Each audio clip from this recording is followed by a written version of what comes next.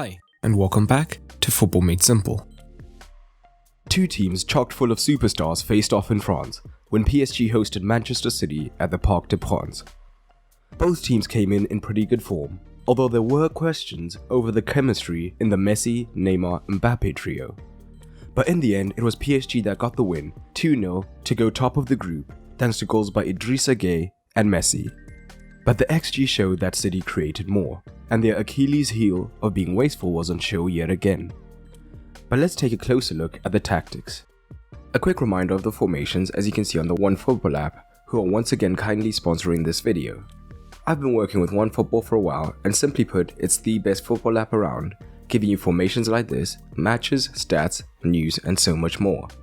And you can download it for free through the link in the description below, which also helps support the channel. Let's start with the victors, PSG on the ball.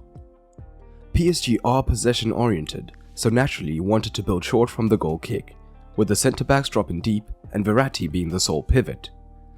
And like against Chelsea, City wanted to press high and stop attacks as early as possible. So their front three came narrow, with De Bruyne behind them cutting out Verratti. This would mean they were perfectly positioned to press Donnarumma and the centre backs.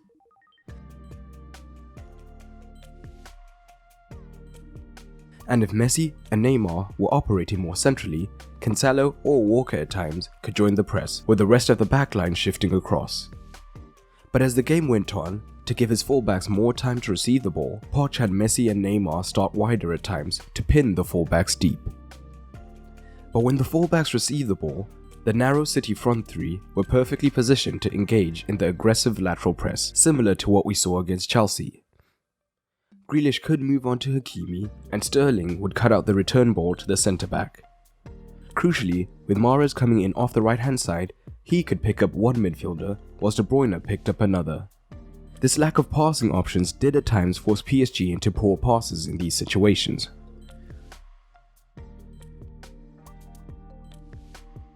One of the reasons City could afford to press like this is Bernardo Silva, whose work rate is incredible. He often took up a position where he could cover a midfielder and the left back, so that if there were quick switches, usually Bernardo would make up the ground and prevent progression. But this didn't come without its risks on both sides. Firstly, if the switch was pulled off before the covering man could get across, City would immediately be underloaded.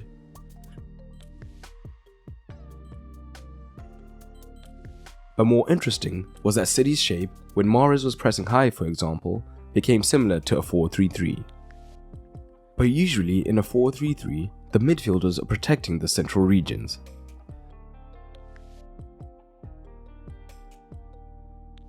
But with Bernardo covering Mendes, Rodri and Grealish would be dragged across on the cover, and Messi and the hyper-aggressive Hakimi could make the overload on the right, so early on we saw plenty of switches.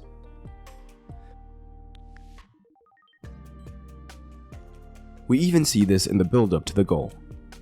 City are looking to press, and MAHREZ is central, so the shape is like a 4-3-3. Mendes receives, and Bernardo comes across as he's covering the central MAHREZ, so Rodri and Grealish are dragged across. So when the ball breaks, Grealish is out of position, and Cancelo is 2 versus 1 down. This leaves to space in the half space for Mbappe to exploit and then cross from. So in the second half, Pep adapted, being less aggressive with his wingers during the defensive phase, and shifted to more of a 4-2-3-1, making sure the wide regions were not underloaded.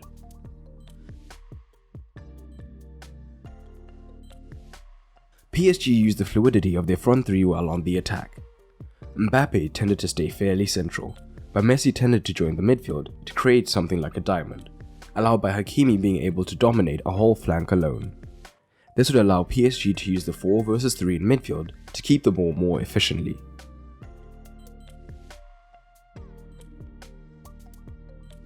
And Neymar off the left hand side tended to come narrow into the half space, and with MAHREZ at times slow to move out wide, having been defending central, it meant that Mendes often found himself in acres of space on the left, although not much came from it due to a lack of targets in the box.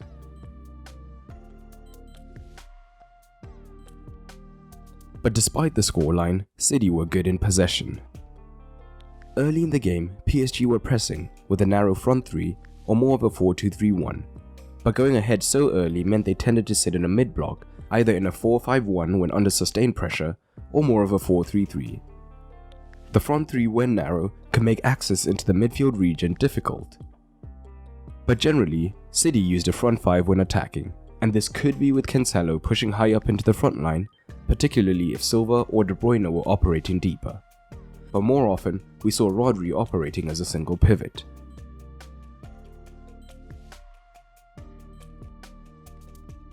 This caused PSG massive problems in the wide regions where City liked to attack.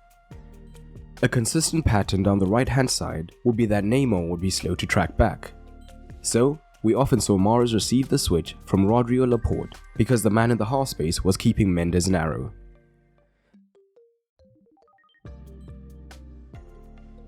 From here, MAHREZ could then take on Mendes or get a cross in to the back post where City tended to look to overload Hakimi. But we also saw him draw the left back before playing a ball into the half space for the cross or shot, which was a big problem for PSG.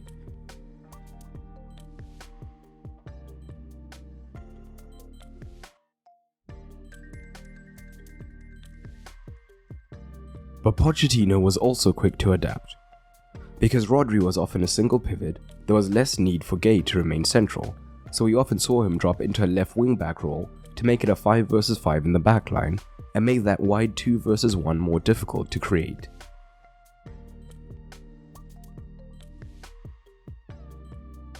But it should be noted that the front three being so slow to track back meant that Rodri was often free in this zone, meaning that he could receive from a wide man and switch the ball to either side under basically no pressure, which forced PSG's defense to constantly be shifting.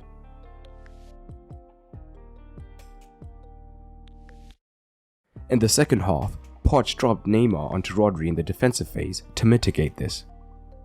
But Rodri being so high and the front three being behind him also worked against City, as time and again they could receive the ball between the lines on the transition and begin the next phase, leading to dangerous situations.